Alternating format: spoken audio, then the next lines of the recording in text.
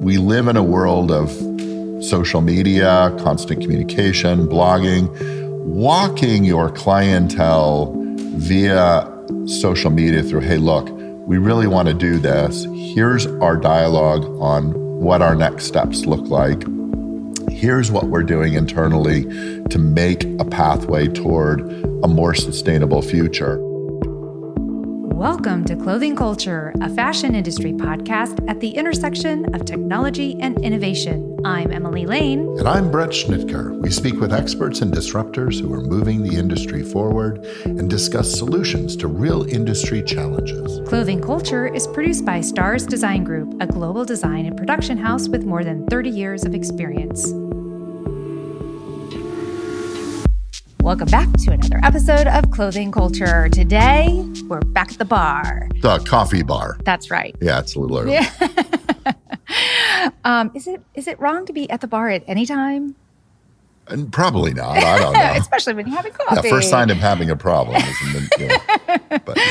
Well, we're here today because we like to have kind of our quick turn conversations of topics that are trending, which is a little bit of a different cadence than our normal podcast. And we have had a lot of conversations and questions around greenwashing. Mm-hmm. Of course, we know greenwashing is not great, right? Yeah. But this is a very complicated landscape, and there are a lot of things to consider when really understanding greenwashing and the challenges in the sustainability initiatives. So let's kind of break through some of the key topics here. Yeah, I think, as you've stated, greenwashing in its purest form, falsely advertising that you're eco-friendly to gain commercial market share and revenue is really not a great thing.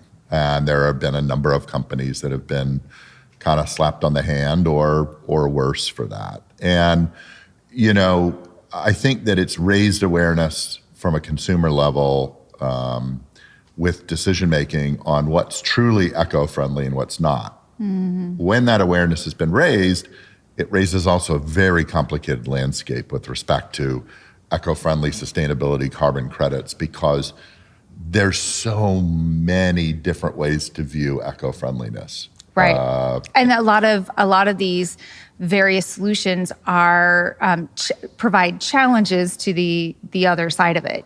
As you mentioned, carbon friendly versus sustainable, eco-friendly. And we've talked a bit about some of those. For sure.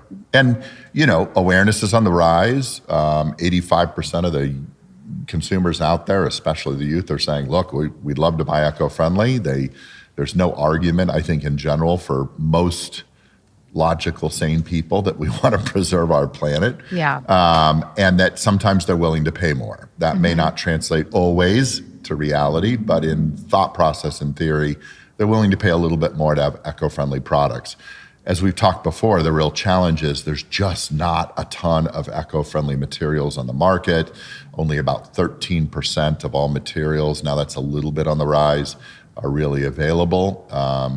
Today, they think, with growth patterns and CAGR rates and everything else, that the sustainability market is picking up steam. Mm-hmm. It's still about 19% of the overall market in all industries, but it's very small. Yeah. And the more that you dive into the conversation, you realize the challenges that exist out there, and you might solve something on a eco-friendly front, and on a carbon front, you're not solving it, and people view it in different ways. The more you come to the realization that this is going to be a journey, and like all human journeys, industrialization journeys, our life journeys, the path for humans going back thousands of years, it's always been messy. Human beings are messy, and it's fraught with not a perfect trajectory upward. Yeah. Right? Yeah.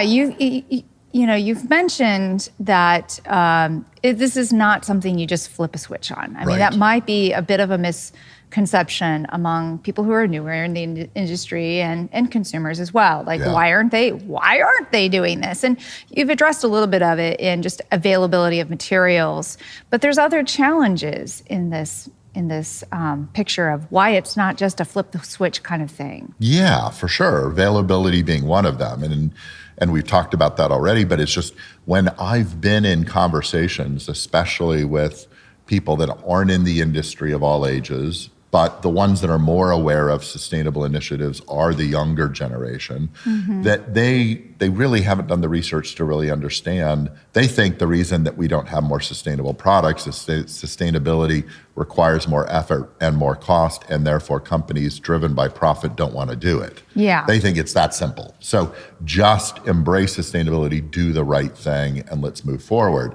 Let's recycle heavily. Let's do all those. The challenge you have with even recyclability is that, people are kind of staggered by understanding that only 9% of all products are recycled today. 9%. 9%. Wow. Single digit numbers. And we're constantly surrounded by recycled, bins and materials. And you really think that's a much bigger number. But when you take a look at, overall recycling efforts, it's really minimal. And that's why I always push that sustainability must come from the source of material, the source of production, the source of process. Because for years, there's been this initiative, if you remember years ago, the chief of the tribe with the tear going down, seeing all the pollutants going in, and that every consumer must do their part on recycling. It was a failed initiative. There's no infrastructure to be able to digest sustainability. It definitely doesn't really trip a whole trigger. And by putting that on the consumer in general, raising consumer awareness is important. But if you really want to make a lasting change, it comes at the source of all of the production and processes and things that we do. And even that requires a significant investment in retooling. You think about these manufacturing centers, mills, and production factories and so forth. For them to all of a sudden flip the switch to 100% sustainable methods would also require time and significant financial investment. Yeah, thankfully, governments are weighing in to provide credits and support, and large organizations and large countries that we saw within, or large organizations within countries that we've traveled to be very specific. We're seeing this support and growth happening. Solar power, wind power, recycled water. A lot of these things are happening at a pace that's increasing, which is great news for sustainability. A lot of people question whether it's too late. We're seeing impacts globally that people are concerned are irreversible, but at least that process is moving forward. And that's why, wrapping back to the whole very quick to slap and label greenwashing can be a double-edged sword. And the reason that we're kind of jumping on today is that what the alarming thing that I'm seeing in companies that genuinely want to move down the path of a sustainable, eco-friendly front are too nervous to do so, because if they don't do it absolutely perfect, someone slaps the greenwashing label on them, it becomes a negative as opposed to a positive, and therefore, out of concern, companies are really just dodging the whole entire eco-friendly movement because it can be too painful, because one, they don't understand enough about it, and rightfully so. When you really look at carbon neutral, eco-friendly, sustainable initiatives, the complexity in the world, the lack of transparency in terms of manufacturing, that's a huge monumental task, and people just don't sometimes feel up to it or have the qualifications to be able to monitor it correctly. That, for me, is a concern. Yeah. That, for me, is that we need to figure out ways to support those that are going to go on this journey, albeit a bit messy. And slow. Right. But the messy part is really what I want to call out in terms of this whole, quote, greenwashing concern that's been raised in the media, is that companies are going to step into it, and they're going to do some things right, and they're going to do some things wrong. If we embrace and dialogue about, hey, here's what you've done right, and here's what you've missed, in a holistic and positive way, companies are going to be more driven to continue that journey.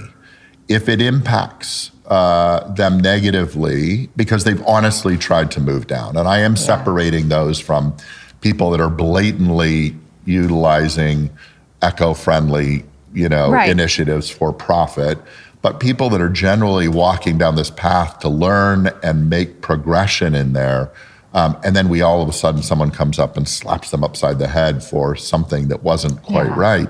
We're going to slow this movement of better manufacturing towards sustainable initiatives. And we need to be very careful. What do you think a company can do to protect their reputation if they are acknowledging that, hey, I know this is a journey. I'm not going to be perfect, but I'm going to go for it. How can a company protect themselves from coming under media scrutiny? Yeah, the first step along that path, and most companies kind of take this initially, is that they pull in a sustainable officer. They do all sorts of diligent research, and that's definitely something that you want to do your research. You want to understand the level and the playing field and what you can and can't do in terms of different steps. But not every company of every size. We're also, small business drives a lot of economic growth and employment, so they don't all have that benefit to do it. Large organizations do, smaller don't. But at least take the effort to understand the landscape and what you can and can't do. Some companies adopt, hey, we're gonna tiptoe out there and try, and we're not gonna really talk about it. We may put some initiatives that we feel comfortable with on a hang tag or with a little bit of marketing. And because for fear that they might not have all their act together, they're very, very cautious about that. That's where kind of the greenwashing challenge comes up, is because they don't communicate. I would say that we live in a world of social media, constant communication, blogging. Walking your clientele via social media through, hey, look, we really want to do this. Here's our dialogue on what our next steps look like. Here's what we're doing internally to make a pathway toward a more sustainable future.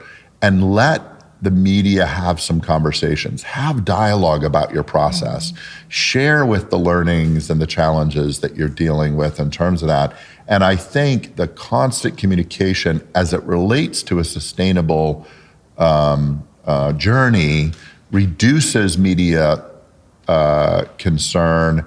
And, because you're out there, you're communicating in terms of, hey, we really genuinely want to do this, and here's the steps we're going to take, and those worked, and this one may not have worked, or we're finding challenges with getting volume up to place, and we're working with different dialogues about that. I think that this communication vehicle exists like no other time in history, and a proper communication with the consumer base, a constant ongoing dialogue about that path, helps reduce some of that friction that might bring about someone labeling greenwashing. I think that's smart. Communication does a few things. Not only does it educate and engage others around, but it does open the door for other opportunities. As soon as you start sharing the message that this is of importance, and you're seeking ways to embrace this, and you're sharing your ongoing progress, as soon as you get that information out there, you kind of start attracting other people that are doing similar things, and you can open the door for other options. And it's pretty amazing today how we're seeing a change where communities are coming together, manufacturing communities, retail communities, they're coming together to dialogue out all these initiatives. And when you start reaching out saying, look, I'm making a choice on a path, you find that people come back and say, I might have a solution here. I might have an idea. And that helps, propel that. The second process too is using companies that have established and well-accredited certifications from manufacturing levels. We've had the president of Wrap on before, and Wrap has thousands of factories under its umbrella as an ongoing effort, and that's one leg of sustainability, right? People, planet, and profit. Certified materials is a good, safe process to go down the path because they've taken the extra steps to be Ocotec certified or sustainable certified or cradle to grave, or there's just a blue sign. I mean, it goes on, and there's all these different certifications that you can have. They're somewhat limited. The materials are somewhat limited, but at least if you're using kind of certified processes and organizations, that also helps support, a more solid foundation to move along that path. Is it difficult to find those certified resources?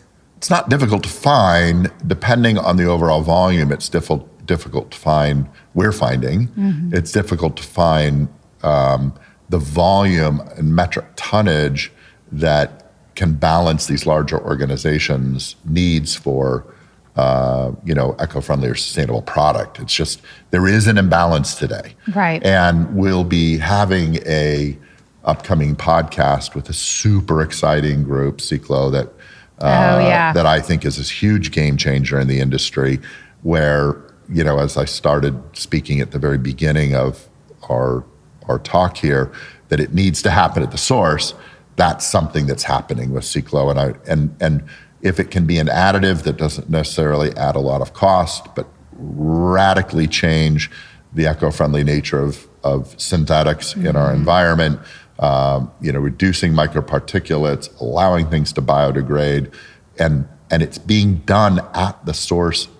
It furthers the ability to rapidly increase sustainable initiatives for all involved. And so more and more of those companies are coming up. They're addressing more and more volume. And so that's going to be exciting. It's just hopefully that happens sooner than later. Yeah.